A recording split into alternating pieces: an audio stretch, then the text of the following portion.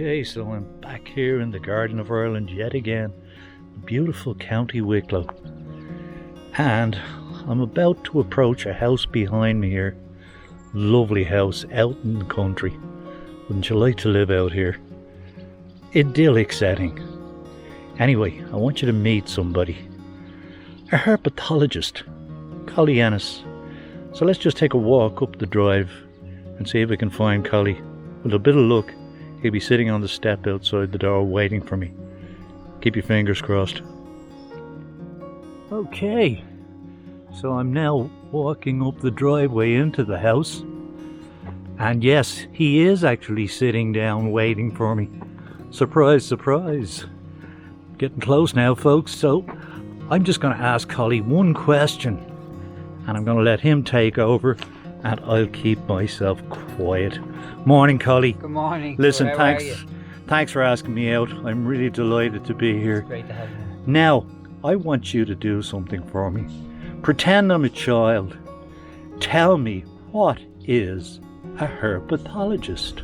Okay, well, herpetology and people who study it, herpetologists, that's the study of reptiles and amphibians. So basically everything from frogs and newts right up to, crocodiles, alligators, 16-foot, reticulated pythons, and everything in between. So it's all the cold-blooded vertebrates. That's the study of them, and that's what the Herpetological Society of Ireland, of which I'm involved with, that's what we study, our Irish herpafauna. We haven't got a massive amount in the country because we were scraped clean by the Ice Age. Basically, we a lot of the cold-blooded critters didn't want to hang around here, but we do have a couple of species that are very interesting. They're at the edge of their range here, at the very edge of Europe. So it's fascinating to see how they thrive and survive in this rather cold climate for a reptile. Now, the obvious next question from my point of view, Collie, is how did you become interested in this particular subject in the first place? Yeah, it kind of came about in a roundabout way. I was a kid, like a lot of kids, I would have collected tadpoles and frog spawn and reared them. That sparked an interest, and then from that, like a lifelong passion grew. Started getting into more exotic animals, so fire-bellied newts, giant toads, stuff like that, getting them through the pet trade. And then basically I was doing that for many years, and then like-minded people in Ireland got together. We formed the HSI, which is the Herpetological Society of Ireland, a good 15 years ago now, and basically we've been working on conservation and education ever since, and it's just been amazing. I've really enjoyed it. I also work with the Trinity College Zoology Department, which is fantastic as well, and I cover invertebrates with them as well. So I have the two interests of the herpetology and the entomology and invertebrate studies, and it ticks all my boxes. It keeps me entertained and out of the pub sometimes, which is great. Okay, let's try another question. Okay, Collie, I want you to tell me about frogs. Now, kids love to collect frog spawn, so answer a couple of questions for me. Best time of year for kids. When do frogs actually start spawning? When will the kids find the spawn? And then, what's the difference between, say, a common frog and a Natterjack toad, which we know is the native species here in Ireland? Yeah, good question. So the first thing to think about is spring. Spring is the time when frogs get busy, and spring has been kind of fluctuating a bit over the last couple of years. We've seen it in we've seen them spawn in Cork in December, for example. So it's very early that they're kicking off, and that's because of our warmer winters that we're having. But the typical time is from January, February and March. Keep an eye on your local waterways, canals, ponds, ditches, especially in around reeds. You'll see them. What we advise people to do nowadays, because frogs are under a little bit of pressure, is instead of collecting the frog spawn, is just to go to the breeding site and observe them as they develop, or ask your teacher to collect some, because teachers are licensed under the government to go and collect them, watch them be reared in the classroom, and then to bring them back to the place they collected them from. So that way you're not putting an impact or pressure on the populations. The difference between frogs and our Natterjack toad is they're two separate species. The toads are very isolated down in Kerry. They have lumpy, warty skin, tend to walk, have very nice coloration. Their spawn is like shoelaces. It's strings of jelly, as opposed to the masses of jelly that we get in frog spawn. So that's the two major differences. You'd be very highly unlikely to come across Natterjack toad spawn anywhere else in the country. It's not impossible, but it's fairly unlikely. So the common toads is the one, or the common frog is what we'd be most likely to see. Okay, Collie, now I have a question that I don't know the answer to. I know a lot of the stuff involved in your sphere, but how come the Natterjack is sort of just down the southwest of the country and not in any other part? Yeah, it's a good question. Again, we're still trying to figure it out. We think it's because they were isolated down there during the Ice Age. So the Ice Age, the sheets of ice would have been covering a lot of the country, as I said, and would have pushed populations of reptiles and amphibians to the very edge of what is Ireland now. So there is a possibility that they lasted in a small little enclave all the way through the Ice Age down there. Then there's a possibility that they were introduced by, Spanish galleons dumping their water waste over the side of the boat. So there's a number of DNA research programs going on at the moment to see where they came from. But yeah, it's very interesting. Now I know, Collie, that since you moved into this house a short while ago, you've built a couple of ponds. I have. And at this stage, have you any frogs in your ponds here? I do. I've seen a couple already. We got some tadpoles from my other pond, from my old pond in my old house. I took the spawn with me. Enough to start up a new settlement up here for them. So yeah, they're already starting to emerge. We have tiny little froglets hopping around, and we might even have the opportunity to see a few today. Okay, well, I'll tell you what, let's stop here, take a little walk up the garden and see what we come up with. Brilliant. Now I'm coming over to Collie at the edge of one of his newly built ponds. Yeah. And look what he's got in his hand. Now, that's one of this year's... How about that? Yeah.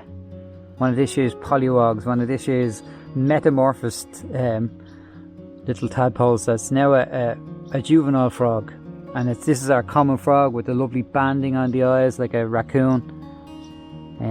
Absolutely gorgeous little creatures. Amazing little guy. Yeah, yeah, perfect in miniature. Now, Collie, you're holding him in your hand. Mm-hmm. I would imagine that if I did that, I'd be doing serious damage. Yeah. So tell me, how exactly do you do that without hurting? If it's an adult frog, you do an A-OK sign. So you slip the legs into the back here and very gently wrap them around. That means he can kick and squirm, but he's not going to damage himself and hop away. So if we're doing swabbing of frogs or anything like that, that's what we'll do with the adults. And with the juveniles like this, it's much the same. You're just grabbing the back legs and holding them so he can't hop away. I'm going to let this guy go into the pond. Go ahead, yeah, you do that. Ah, he's gone. Now he's happy as Larry in Excellent. There. Okay, so Collie's just taking a little break there for a minute or two. The postman has arrived, so we let him deal with the postman while I take a little walk up his garden to one of his other ponds. This is really lovely, this setting. I'm jealous. Wouldn't you love to live in an idyllic spot like this? Okay, look at this, small little ponds along the edge. A little brook, if you like. Slightly static, I suppose, but we'll ask Collie about that, whether or not it actually flows at any stage. But isn't it fabulous to have a garden like this? And all his own work. No help from anybody.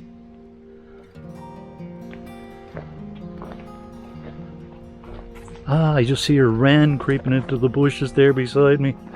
Obviously, he saw me coming. And he's not interested in having me around disturbing him. Okay, so as we approach this opposite end of the garden, the open end, where Collie is working away, or rather, he has progressively worked here over the last while. And the important part is the pond that he has at the top here. Now, I'll go between these little beds that he has organised, and there's the latest pond, hidden away in a nice corner of the garden. Now I'm not too sure what's in there, so when Collie is finished with the postman, we'll get him back and let him tell us about this. When did you put this one in, Collie? That one is about a month old, I'd say, maybe less. Okay, so there's probably not too much in it now, is there? Not too much in it. There was a few tadpoles at one stage. You can still see a couple around. Well, actually, the yeah, I edge, can see two over there in the rock. I'm not going to go any closer than this. It won't give our viewers any on the leaf. better look. Yeah, I see one there. But yeah, it's. I love your dedication, Collie. I really do. I mean, this is fantastic because I can see the amount of work involved in doing something like this. Yeah, it's hard graft when you're putting them all in, but it's just lovely when you can sit back and relax and enjoy them. Yeah, there aren't too many people I admire, but I got to tell you, you're one of those people. Thank you very much. I think this is fantastic. This is one of 6 I think I have in now, so. And all different shapes and sizes because different animals will like different water bodies. You know, hopefully I'll get some smooth newts in, which are our native species of newt. Okay, so that other, the one down along what's the right hand side now as we walk back to the house. Yeah. Is that meant to be a flowing little creek, or? No, it's just a series of ponds. It's just a series of ponds, yeah, okay. Exactly. So I mean, like sometimes instead of building a massive pond, people always think of a pond as like something to half the size of a lake. But sometimes you're better off with a series of smaller water bodies because it just spreads things out, gives lots of opportunities for all sorts of animals to use them. And you might have, you know, dragonflies or mayflies, predominant species in one pond, and then in another pond it might be water boatmen. So it gives wildlife an option, if that makes sense, you know. Some animals might like shady ponds, some animals might like ones that get full blast of sunlight. So yeah, that's the idea. And now that I have space after all these years, I kind of went to town with it all. Well, do you want to tell people where you came from recently, where you moved from? And yeah, I lived in a council estate. I grew up in a council estate in Crumlin. I moved to Tala 16 odd years ago, which is where I met you. And yeah, so we were very happy up in Tala for all those years. And you had all these wonderful creatures in Tala as well. Yeah, I did. Just on a much smaller scale, but we made the best of it. But now it's like I have a bit of land now, and I'm in the countryside, and I'm just having the time of my life. It's fantastic. Well, could I describe this as heaven for you? Yeah, big time. You're really good. I thought it might be. I still pinching myself every day, going, I can't believe it, you know. So yeah. Well, thanks again for watching Wildlife Wednesday, folks. I hope you enjoyed this week's episode, and if you did, I'd be grateful if you'd give it a like and subscribe to my channel. And when you do, don't forget to ring the bell so you're notified every time I upload new content. If you'd like to buy a copy of my safari book From Sunrise to Sunset, just follow the link below the video. Till next week, stay safe, stay healthy, wash your hands and wear a mask where necessary, while continuing to maintain social distancing, because we're not quite out of the woods yet. Even me. Take care, folks. Bye.